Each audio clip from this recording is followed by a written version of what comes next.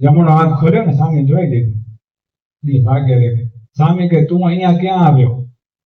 બાળકને કે તું અહીંયા ક્યાં આવ્યો? એટલે વાસનાને જો નિર્મૂળ કરવી હોય હમણાં જ આ દેહ વડે કરીને હોય.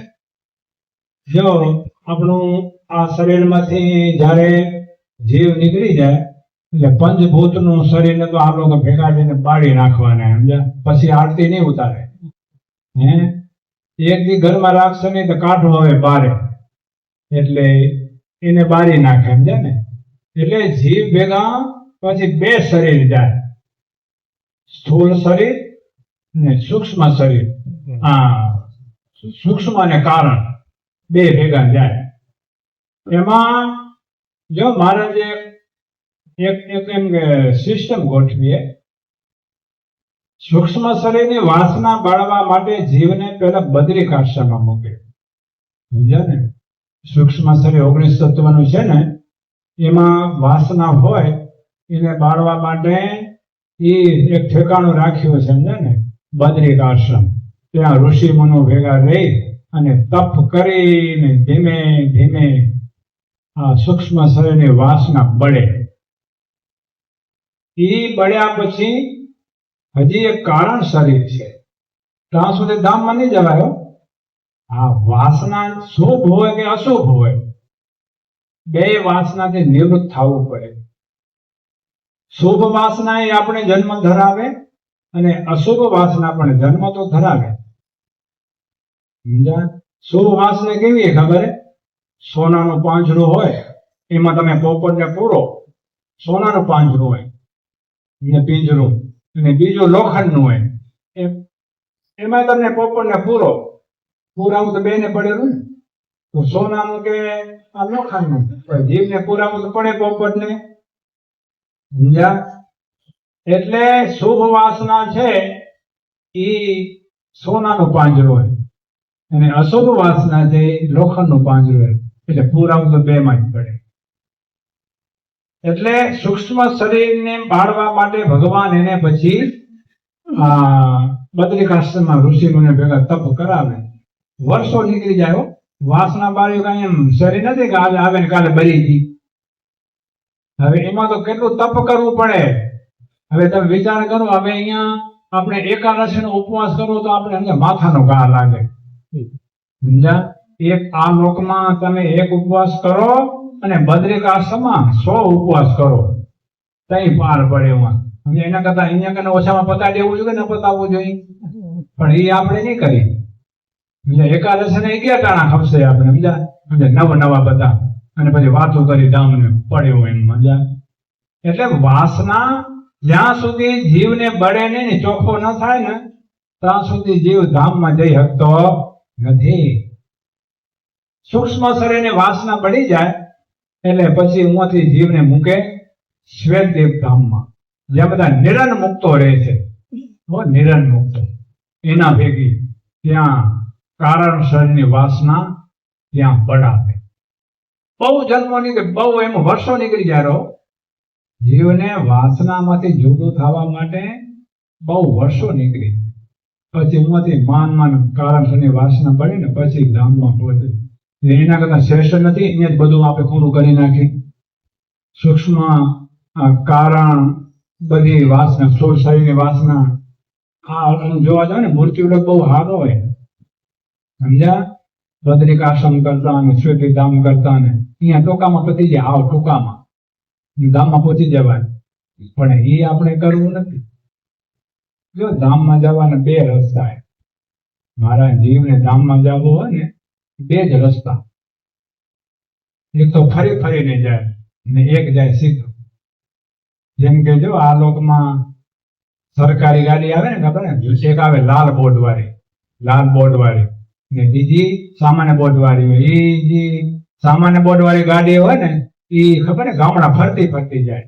એ ગામડા લેતી આવે ભુજ, પણ એને ટાઈમ લાગી જાય બહુ.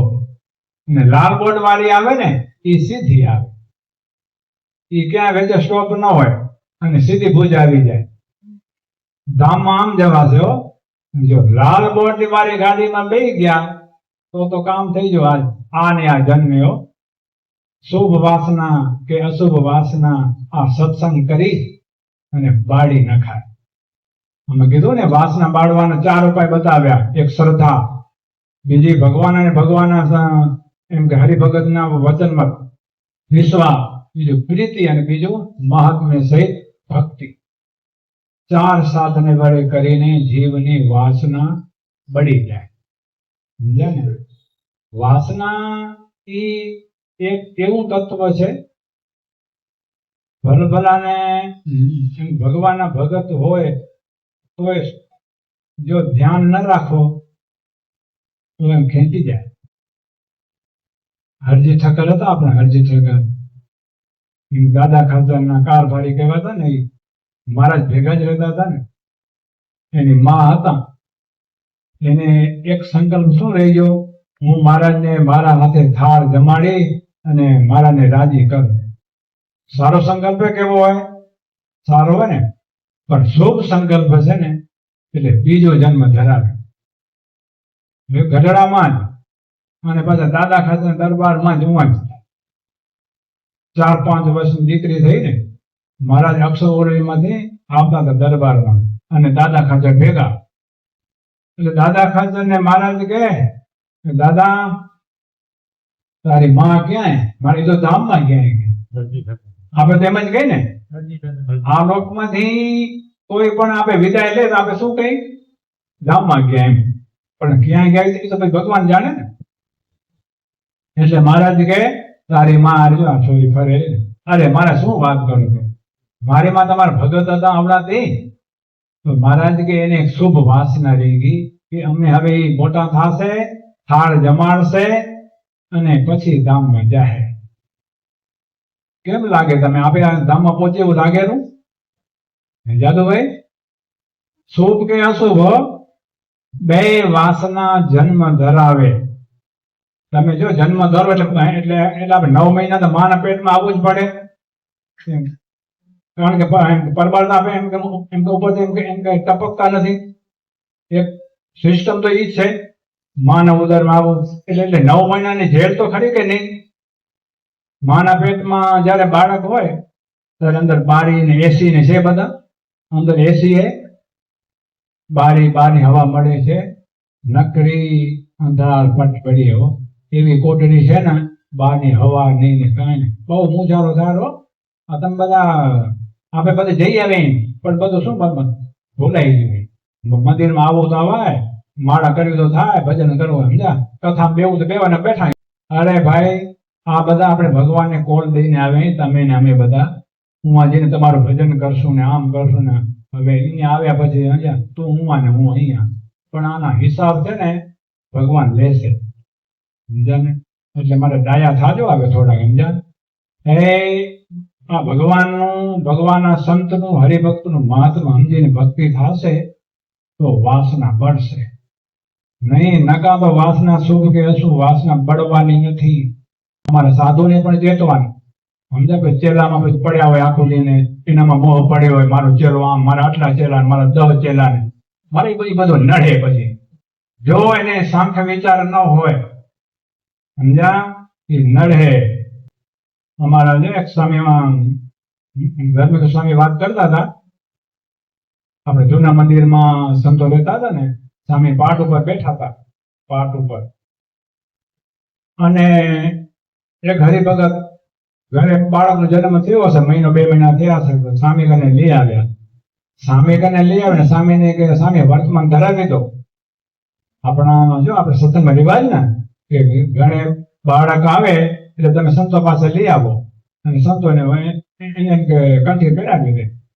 એટલે એ નાનો 2 મહિનાનો દીકરો ખોરામાં બેહાર્યો બાપે, અને સ્વામી પાણી ને કંઠી કાઢતા હતા. અને પછી જમણા હાથમાં પાણી લેવું પડે ને, જમણો હાથ ખુલ્લો કરાવ્યો, જમણો હાથ ખોલ્યો ને સ્વામી જોઈ લીધું. એ ભાગ્ય રે. સ્વામી કે તું અહીંયા ક્યાં આવ્યો? બાળકને કે તું અહીંયા ક્યાં આવ્યો? બાપુ ચમક્યા. સ્વામી અહીંયા કેમ? આ કોણ હે? આ છે કોણ આત્મા? એ સ્વામી કે કેવા જેવું નહીં કે નામ. સ્વામી કયો કે આવે? તમે કીધું અહીંયા આવ્યો એટલે આ કોક એમ કે કારણિક અવતાર હશે કોક કે. સ્વામી કે જો પેલા આગલા જન્મમાં સાધુ હતો આ, આગલા જન્મમાં સાધુ હતો, વાસના રહી ગઈ, વાસના રહી ગઈ ને હવે આ જો તારે ઘરે આવ્યો હોય ને, હવે એને જો પૂર્વનું જ્ઞાન છે, સાધુ હતો ને આગલા જન્મ જ્ઞાન છે, આગલા જન્મ હું સાધુ હતો, મેં આ શું ખોટું કર્યું.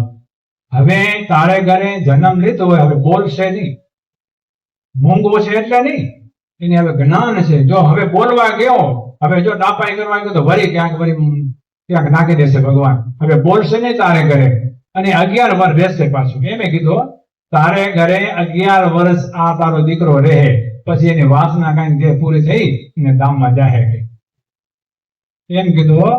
પછી છોકરો મોટો થયો, સમજ્યા ને. આપણે ભૂકંપ થયો ને, ભૂકંપ, આપણે સંતો બધા અહીંયા રહેતા હતા, ખબર પતરાવાળા રૂમમાં. એકાદશી ના આવે ભાઈ, છોકરો બાપનો હાથ ચાલીને આમ, પછી સ્વામી કને આવે. સ્વામી કે કેમ મેળી નવાય, બોલે નહીં, બરોબર એમ.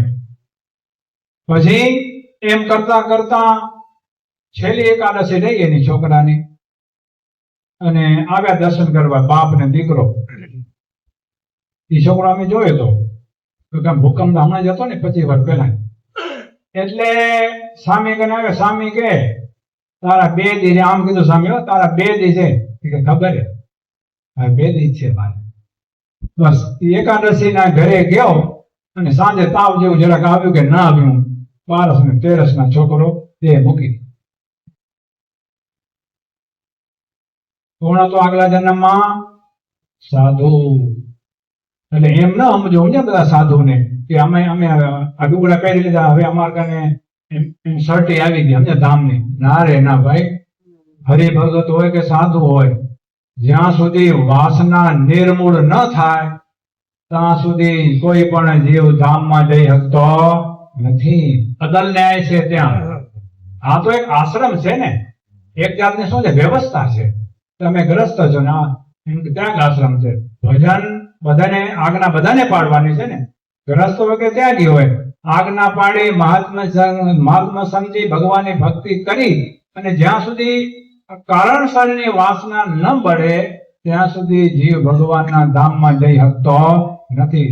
એટલે મહારાજ સારંગનું વચન કીધું, 4 સાધન વેળે કદાચ 3 ઓછા હોય, શ્રદ્ધા કે વિશ્વાસ કે પ્રીતિ, પણ એક ભગવાન જો મહાત્મ્ય સહિત જો ભક્તિ કરે ને તો ઓલા સાધન બધા હટી જાય. અને મહાત્મા એક એવું મહાત્મા સહિત જે ભક્તિ છે ને, એ તો કેવું સગ ચડે ને.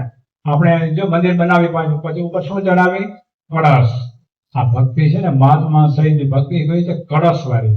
એટલે આપણી શોભા વધી જાય, એટલે આપણું બધી કારણસરની વાસના ઘડી જાય.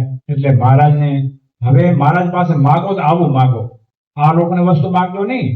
અમને દુકાન નથી, હવે દુકાન હાલે ને સારું શરીર નથી, શરીર સારું, ના ના, એ તો પડ્યું જતું આખા જન્મમાં.